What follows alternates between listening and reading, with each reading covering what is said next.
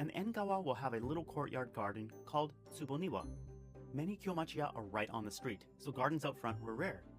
So in the back, this is where you could have some greenery and let some light in. In quite a few of these house designs I've seen, this is also where you'd have your bath.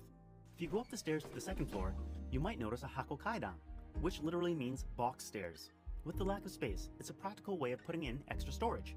At the top is generally where sleeping quarters would be, tatami rooms with closets where you could store your futons, which you'd put out at night to sleep in.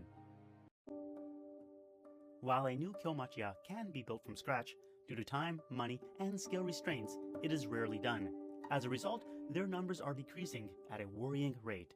Roughly 2 or 3 kyomachiya is being demolished each day. With the current stock of around 40,000, that means by 2050, there would be very few left. So that's one of a very big kind of mission that we wanted to accomplish, to preserve as much as we can.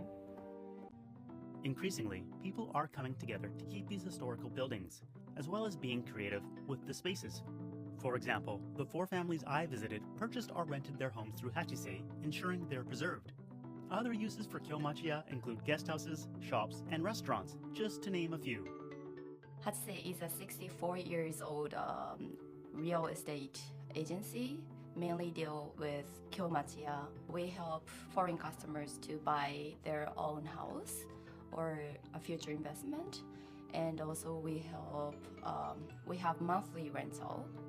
A good thing is that while it's quite difficult to get a kyomachiya built from scratch, renovating an existing one is much simpler, especially if you're not changing the structure. And I find that sometimes the constraints can be a creative boon, where people find such fascinating ways of designing around and living within the limitations given.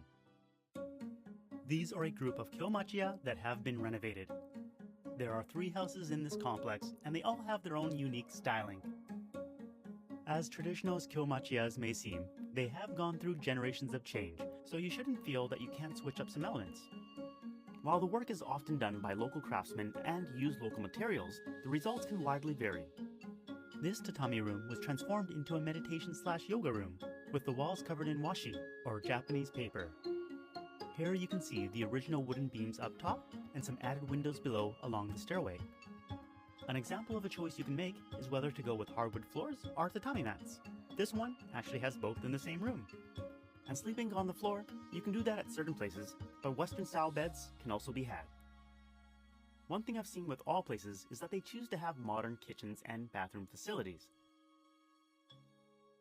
To get an idea of renovations that can be done, let's start off by taking a look at Richard and Masami's house. Another addition that we made is a fitted kitchen.